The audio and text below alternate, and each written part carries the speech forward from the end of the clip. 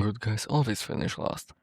At least that's the story we tell ourselves when we are tired, confused and quietly hurting.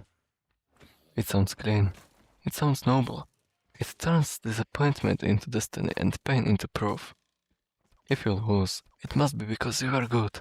If they walked away, it must be because you cared too much. You were such a nice guy.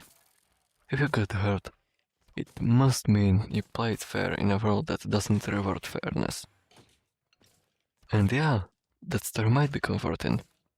And that's exactly why you should not listen to it. Because most good guys don't lose because they are good. They lose because they mistake goodness for self-erasure. They think being kind means being silent, that being patient means tolerating disrespect, that loving someone means making themselves smaller so the other person can feel bigger. A lot of so-called good guys aren't actually choosing kindness. They are avoiding conflict. They don't set boundaries because they are afraid of being disliked. They don't speak up because they are afraid of losing. They don't leave when something is wrong because they hope being loyal will eventually be rewarded. But relationships aren't vending machines. You don't put in sacrifice and get love. People don't respect you for how much you endure. They respect you for what you won't tolerate. And the bad guy who seems to win, he's not winning because he's cruel. He's winning because he's clear. Clear about what he wants. Clear about what he accepts. Clear about when he walks away. And meanwhile, the good guy waits. He waits to be chosen. He waits to be appreciated. He waits for someone to notice how much he's given.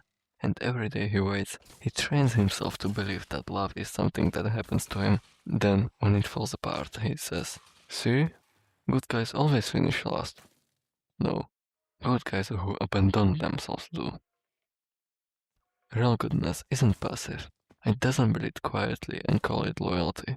It doesn't stay where it's not valued just to prove a point. Real goodness has teeth. It has boundaries. It knows when to stop explaining and start living. And yeah, the world doesn't punish kindness. It punishes people who confuse kindness with submission. And the goal was never to be the good guy. The goal was to be an honest one. Someone who can care deeply without losing their spine. Someone who can love without negotiating away their self-respect. Because when you stop trying to be a good guy and start being a whole one, you stop finishing last.